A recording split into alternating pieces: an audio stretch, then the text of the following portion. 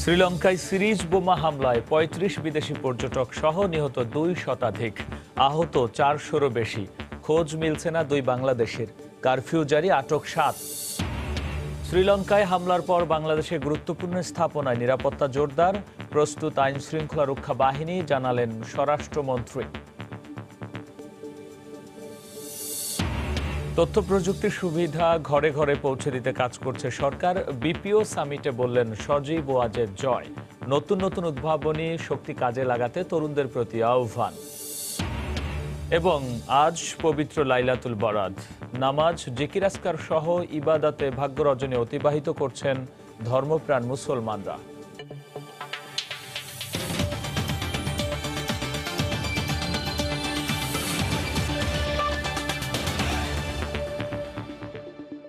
দেখছিলেন শিরোনাম। জনপদের সময়ের সঙ্গে আছি আমি গোলাম রাব্বি।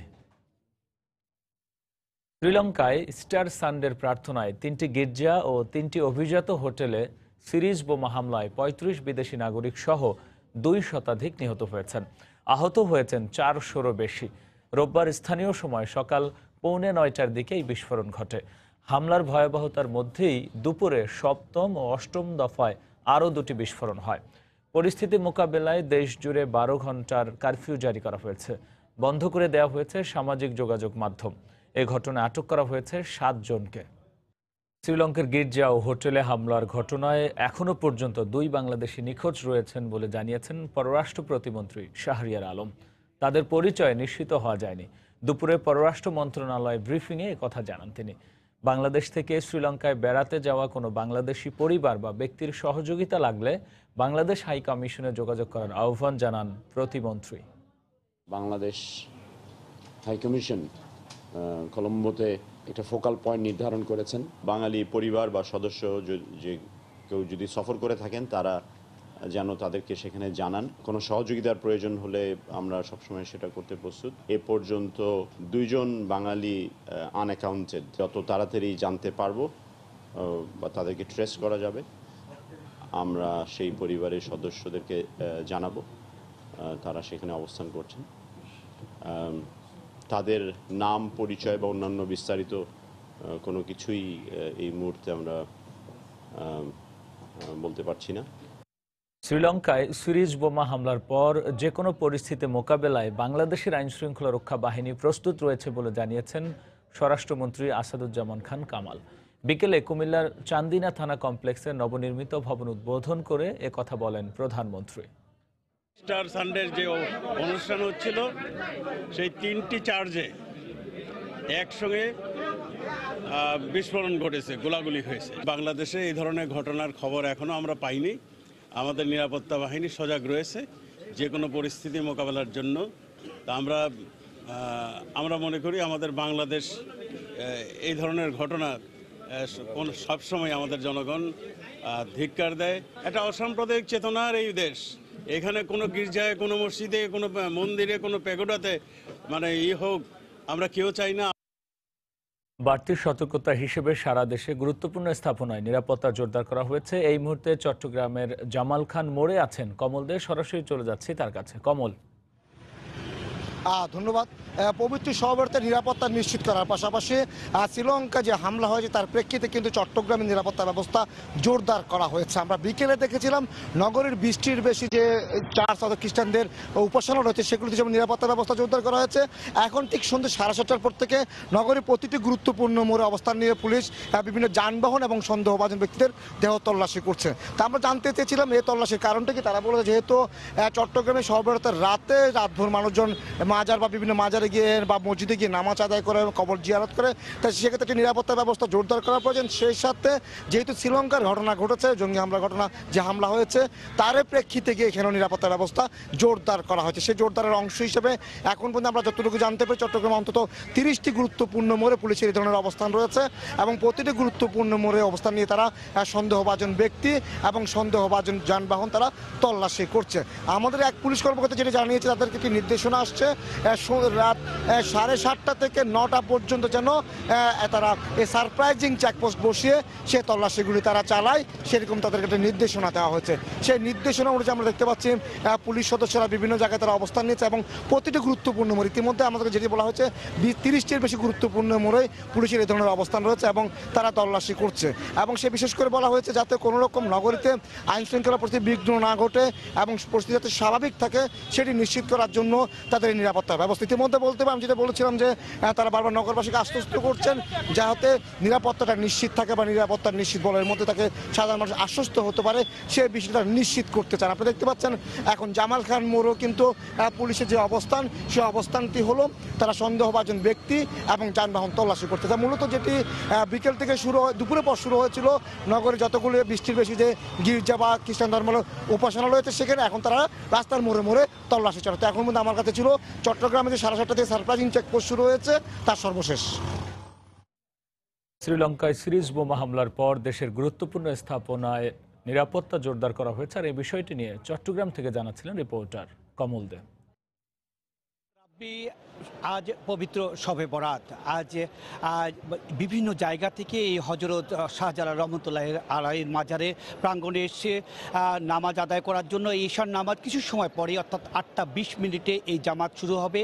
এশার জামাত মূলত মাগরিব নামাজের পর থেকেই মাগরিব নামাজে এসে এখানে জড়ো হয়েছেন বিভিন্ন জায়গা থেকে মুসল্লিরা, বিশেষ করে সিলেট অঞ্চল ছাড়াও বাংলাদেশের বিভিন্ন প্রান্ত থেকে এখানে এসেছেন এই রাত্রিটি উদযাপন করার জন্য বা রাত্রিটি পালন করার জন্য, একটি মাগফিরাতের রাত এবং গুনাহ থেকে মুক্তি পাওয়ার রাত আজ, এবং সেই রাতে সবাই সমবেত হয়েছে এই হযরত শাহজালাল রহমতুল্লাহি আলাইহির মাজার প্রাঙ্গণে। 8:20 এই ঈশার নামাজের জামাত শুরু হবে, তারই প্রস্তুতি চলছে। সবাই আপনারা দেখতে পাচ্ছেন একেবারে পুরো মাজার প্রাঙ্গণে যে মসজিদ রয়েছে, মসজিদে বাইরে আমরা যেটা দেখাচ্ছি সেটা হচ্ছে গিয়ে মসজিদের ঠিক বাইরে যে জায়গাটি রয়েছে সেই জায়গাতে তিল ধারণের ঠাঁই নেই। একেবারে এই জায়গাটি পেরিয়ে যে সামনে যে রাস্তা, আমি যদি একটু দেখাতে পারি দর্শকদের, এখানে রাস্তা যতদূর চলে গেছে একবার রাস্তা পর্যন্ত এখানে জামাতের জন্য দাঁড়িয়েছে।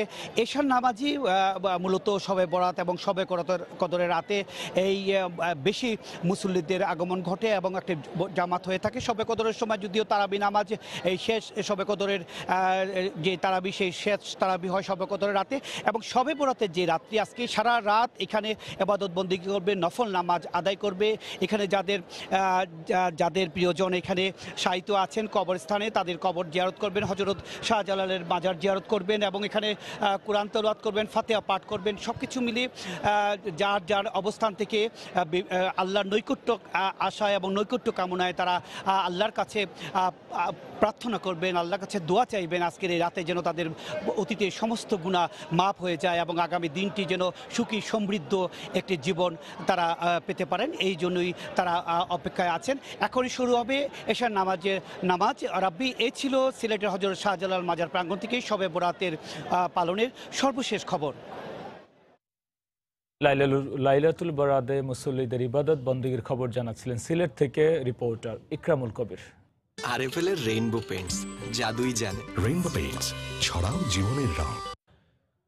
অনুকরণ করে নয়, বরং নতুন নতুন প্রযুক্তির উদ্ভাবনী শক্তি কাজে লাগাতে দেশের তরুণ জনগোষ্ঠীর প্রতি আহ্বান জানিয়েছেন প্রধানমন্ত্রীর তথ্য ও যোগাযোগ প্রযুক্তি বিষয়ক উপদেষ্টা সজীব ওয়াজেদ জয়। সকালে রাজধানীর সোনারগাঁও হোটেলে চতুর্থ বিপিও সামিটের উদ্বোধনী অনুষ্ঠানে বক্তব্য রাখেন তিনি। মেধাভিত্তিক অর্থনীতির ওপর নির্ভর করেই চতুর্থ শিল্প বিপ্লব ঘটবে মন্তব্য করে সজীব ওয়াজেদ বলেন, আগামীর জন্য প্রস্তুত হতে হবে তরুণদের। প্রযুক্তির এই যুগে এসে কাজের পরিধি এখন শুধু শহর কিংবা গ্রামের গণ্ডিতে সীমাবদ্ধ নেই। ইন্টারনেটের কল্যাণে বিশ্বের যে কোনো প্রান্ত থেকে অন্য প্রতিষ্ঠানের কাজ টাকার বিনিময়ে করার পদ্ধতিই পরিচিত আউটসোর্সিং হিসেবে। বিশ্বের দ্রুত অগ্রসর হওয়া এই খাতকে আরও টেকসই করতে কাজ করে থাকে বিজনেস প্রসেস আউটসোর্সিং বা বিপিওর উদ্যোগ। বর্তমানে দেশের 50,000 তরুণ তরুণী এই বিপিওর মাধ্যমে তাদের ভাগ্য পরিবর্তন করে উপার্জনক্ষম হয়েছেন। সেবা খাতকে ডিজিটালে রূপান্তরের প্রতিপাদ্যে দুদিনব্যাপী এই আয়োজন উদ্বোধন করেন প্রধানমন্ত্রীর আইসিটি বিষয়ক উপদেষ্টা সজীব ওয়াজেদ জয়। উদ্বোধনী অনুষ্ঠানে তিনি বলেন, নিজেদের অর্থে পদ্মা সেতুর মতো জটিল প্রকল্প বাস্তবায়ন করা বাংলাদেশ কোনো ক্ষেত্রেই কারো উপর নির্ভরশীল থাকবে না। বাংলাদেশের সম্পদ ও অর্থ দুটোরই সীমাবদ্ধতা রয়েছে। নিজস্ব অর্থায়নে পদ্মা সেতুর মতো প্রকল্প বাস্তবায়নের ফলে আত্মবিশ্বাস বেড়েছে দেশের। আগামীতে পরনির্ভরশীলতা আরও কমিয়ে আনতে হবে। দেশব্যাপী প্রযুক্তি শিক্ষার প্রসার ঘটিয়ে ডিজিটাল অর্থনীতির ভিত মজবুত করতে হবে উল্লেখ করে সজীব ওয়াজেদ বলেন, অনুকরণ নয়, উদ্ভাবনে মনোযোগী হতে হবে। বিপিও খাতে কর্মসংস্থান সৃষ্টির যেমন সুযোগ রয়েছে, তেমনি বাংলাদেশের তরুণ প্রজন্মের এখন সময় এসেছে তথ্য প্রযুক্তির নতুন উদ্ভাবন কাজে লাগিয়ে এগিয়ে যাওয়ার। মনে রাখতে হবে, অনুকরণ নয়, উদ্ভাবন জরুরি। এবারের সামিটে যুক্তরাষ্ট্র, যুক্তরাজ্য, মালয়েশিয়া, সিঙ্গাপুর, ভারত সহ বিভিন্ন দেশের প্রতিনিধিরা 2 দিনের এই আয়োজনে অংশ নিয়েছেন। দেবাশিস রায়, সময় সংবাদ, ঢাকা। ময়মনসিংহ সিটি কর্পোরেশন নির্বাচনে চলছে কাউন্সিলর প্রার্থীদের জমজমাট প্রচারণা। সকাল থেকে শহরের প্রতিটি পাড়া মহল্লা চষে বেড়াচ্ছেন তারা। নিজ নিজ এলাকায় ঘুরে দিচ্ছেন উন্নয়নের নানা প্রতিশ্রুতি। ভোটারদের মধ্যে রয়েছে বাড়তি আমেজ। সিটি কর্পোরেশনের 33টি সাধারণ ওয়ার্ডে কাউন্সিলর পদে 242 জন এবং 11টি সংরক্ষিত ওয়ার্ডে নারী কাউন্সিলর পদে প্রতিদ্বন্দ্বিতা করছেন 70 জন। আগামী 5 মে অনুষ্ঠিত হবে ময়মনসিংহ সিটি কর্পোরেশন নির্বাচন। তবে এরই মধ্যে বিনা প্রতিদ্বন্দ্বিতায় মেয়র পদে নির্বাচিত হয়েছেন আওয়ামী লীগ প্রার্থী ইকরামুল হক টিটু।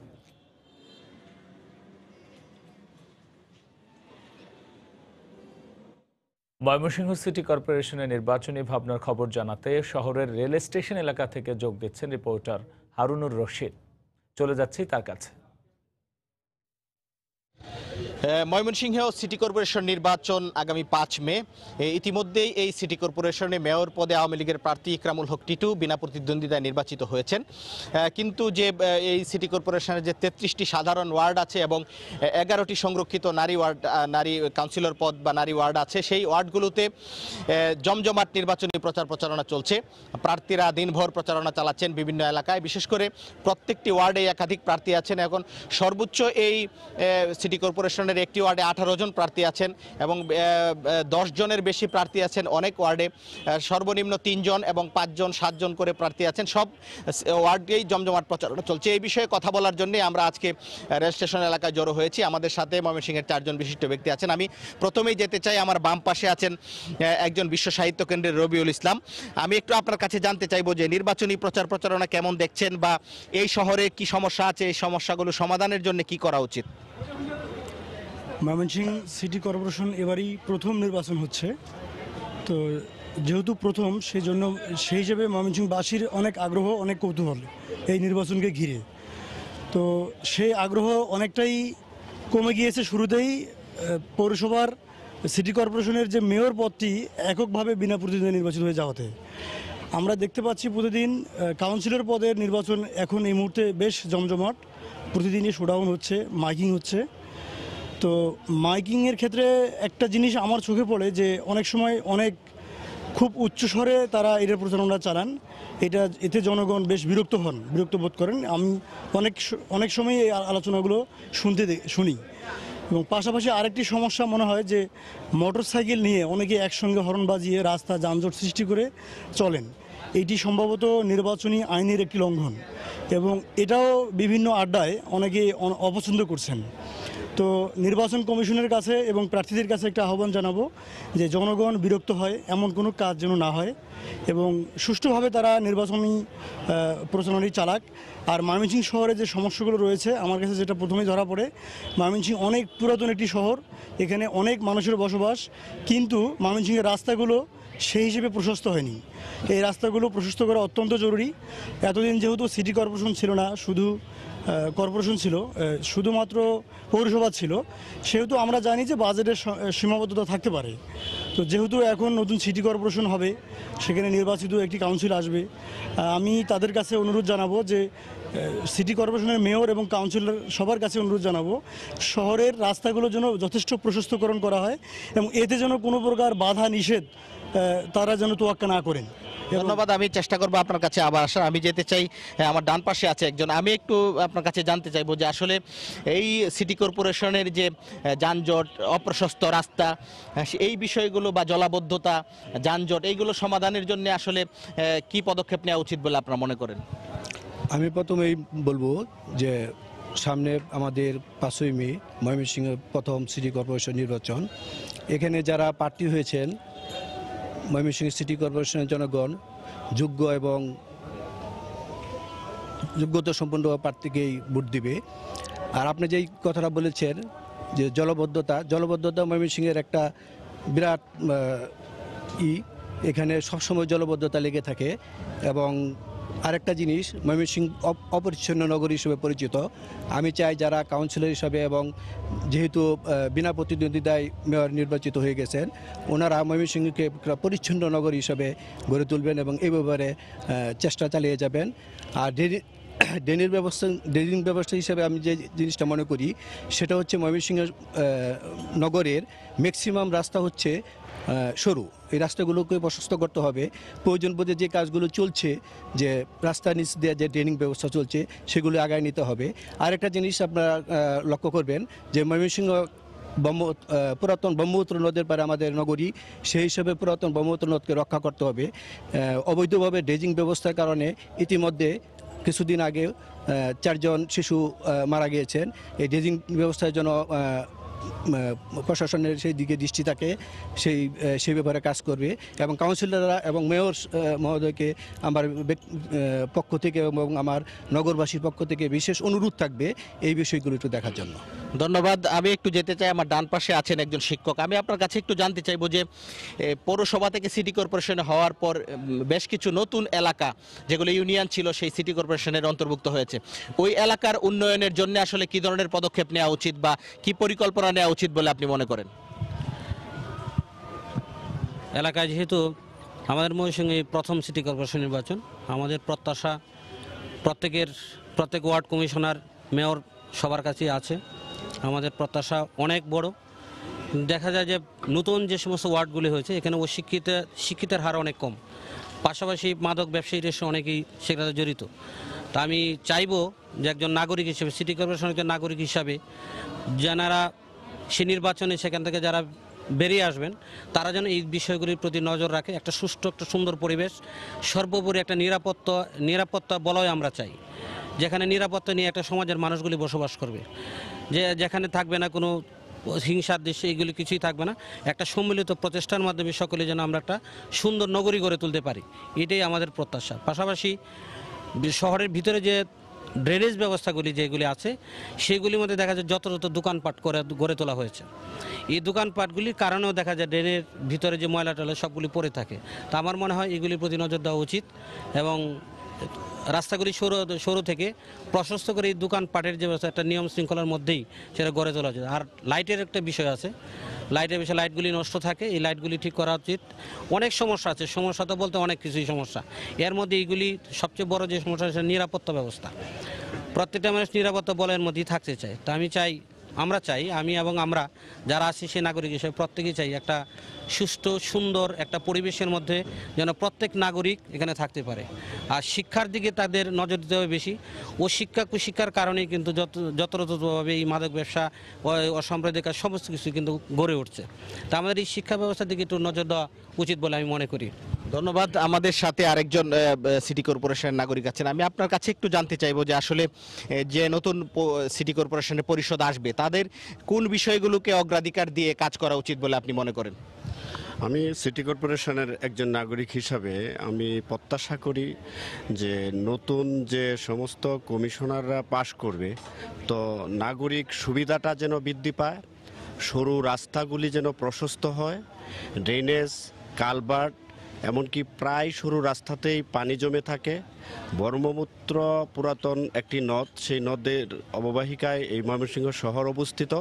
নদের পাড়গুলিকে ডেলে সেখানে সাজিয়ে যদি ড্রেনেজ সেখানে নদী খনন করা হয় তবে আমি মনে করি যে অষ্টম সেই সিটি কর্পোরেশন হিসাবে বাংলাদেশে এটি একটি দৃশ্যমান একটি যে ভালো নগরী হিসাবে গড়ে উঠবে। আমি একজন সিটি কর্পোরেশনের নাগরিক হিসাবে নতুন যারা নির্বাচিত হবে, নতুন কমিশনার ও বর্তমান নির্বাচিত মেয়রের কাছে এইটুকুই প্রত্যাশা করি যেন আমাদের এই নাগরিক সুবিধার মধ্যে যেন তাদের মৌলিক চাহিদাগুলি যেন পূরণ হয়। ধন্যবাদ। আমি আরেকটু যেতে চাই আমার ডান পাশে রবিউল ইসলাম আপনার কাছে, যে এই যে নতুন যে সিটি কর্পোরেশনের পরিষদ আসবে, তারা আসলে যুব সমাজ বা তরুণ সমাজের জন্য তারা কি করতে পারে? তরুণ সমাজের জন্য তরুণরাই একটি দেশের সবচেয়ে বড় শক্তি। একটি কথা বলা হয়ে থাকে যে তরুণরা যদি জেগে যায় তাহলে একটি সমাজ বদলে যায়। তো তরুণদেরকে ইতিবাচকভাবে জাগানোর জন্য তাদেরও কিছু ভূমিকা রাখা উচিত। তরুণদের বিশেষত যে সমস্যা হলো, ময়মনসিংহ শহরে আরেকটি সমস্যা আমার প্রকটভাবে চোখে পড়ে, বাসা ভাড়া অনেক বেশি। এখানে পার্শ্ববর্তী জেলাগুলো থেকে, উপজেলাগুলো থেকে শিক্ষার্থীরা এখানে এসে বসবাস করে। তো বাংলাদেশের যদি আমরা অন্যান্য বিভাগীয় শহর বা রাজধানীর দিকেও তাকাই, সেই তুলনায় এখানে বাসা ভাড়া বেশি এবং মেয়েদের হলগুলোতে বা মেয়েদের যে ছাত্রীনিবাসগুলোতে আছে, এইখানে একটি বড় সমস্যা রয়েছে। এটা আমি প্রায় শুনি যে মেয়েদেরকে একই বেডে 2-3 জনকে ঘুমাতে দেওয়া হয়, থাকতে দেওয়া হয়, কিন্তু তাদের কাছে 3 জনেরই ভাড়া নেওয়া হয়। এই সমস্যাটিও আশা করি পৌরসভাবাসী দেখবে। ধন্যবাদ। আমরা কথা বলছিলাম ময়মনসিংহের 4 জন বিশিষ্ট ব্যক্তির সাথে। তারা বলছিলেন এই সিটি কর্পোরেশনের সমস্যা, সম্ভাবনা এবং উন্নয়নের কথা। তো এই ছিল আমার কাছে আজকের আড্ডার সর্বশেষ। রাব্বি। ময়মনসিংহ সিটি কর্পোরেশন নির্বাচন নিয়ে সাধারণ মানুষের ভাবনা জানাতে যুক্ত হয়েছিলেন রিপোর্টার হারুনুর রশিদ। রাজশাহীতে গোসল করার সময় নদীতে ডুবে কলেজ ছাত্রী সহ একই পরিবারের 3 জন নিহত হয়েছেন। এদের মধ্যে আপন বোন রয়েছেন 2 জন। এতে এলাকায় শোকের ছায়া নেমে এসেছে। স্বজনরা জানান, দুপুরে বাঘা উপজেলার মিরগঞ্জ এলাকায় বাড়ির পাশে পদ্মা নদীতে গোসল করতে যায় কলেজ ছাত্রী জিম ও তার ছোট বোন 3য় শ্রেণীর ছাত্রী ঈশা। তাদের সঙ্গে গোসল করতে যায় চাচাতো বোন 6ষ্ঠ শ্রেণীর ছাত্রী শিল্পা। হঠাৎ করে চোরাবালিতে তলিয়ে যেতে থাকে শিল্পা। এ সময় তাকে উদ্ধার করতে গিয়ে জিম ও ঈশা পানিতে ডুবে যায়। বিষয়টি টের পেয়ে তাৎক্ষণিকভাবে তাদের উদ্ধার করে স্থানীয়রা। পরে তাদের উপজেলা স্বাস্থ্য কমপ্লেক্সে নেওয়া হলে মৃত ঘোষণা করেন চিকিৎসক।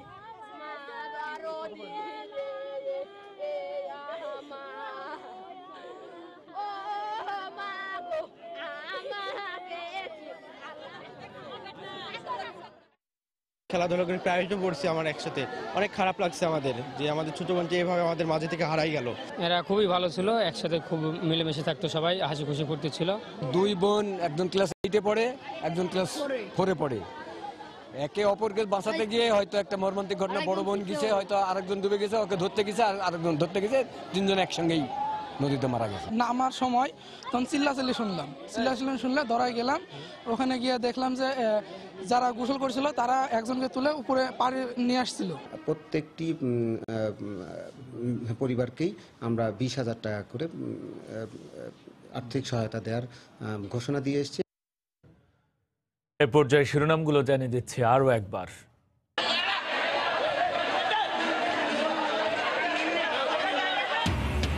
শ্রীলঙ্কায় সিরিজ বোমা হামলায় 35 বিদেশি পর্যটক সহ নিহত 2 শতাধিক, আহত 400-রও বেশি। খোঁজ মিলছে না 2 বাংলাদেশির, কারফিউ জারি, আটক 7। শ্রীলঙ্কায় হামলার পর বাংলাদেশে গুরুত্বপূর্ণ স্থাপনায় নিরাপত্তা জোরদার, প্রস্তুত আইন শৃঙ্খলা রক্ষা বাহিনী, জানালেন স্বরাষ্ট্রমন্ত্রী। তথ্য প্রযুক্তির সুবিধা ঘরে ঘরে পৌঁছে দিতে কাজ করছে সরকার। বিপিও সামিটে বললেন সজীব ওয়াজেদ জয়। নতুন নতুন উদ্ভাবনী শক্তি কাজে লাগাতে তরুণদের প্রতি আহ্বান। এবং আজ পবিত্র লাইলাতুল বরাত, নামাজ, জিকির আজকার সহ ইবাদতে ভাগ্য রজনী অতিবাহিত করছেন ধর্মপ্রাণ মুসলমানরা। এই ছিল এখনকার মতো। যে কোনো খবর পেতে ভিজিট করুন সময়নিউজ.tv। আপনার মোবাইলের সময় সংবাদ দেখতেও সব খবর পেতে ডাউনলোড করুন সময় অ্যাপ। সঙ্গে থাকুন সময়।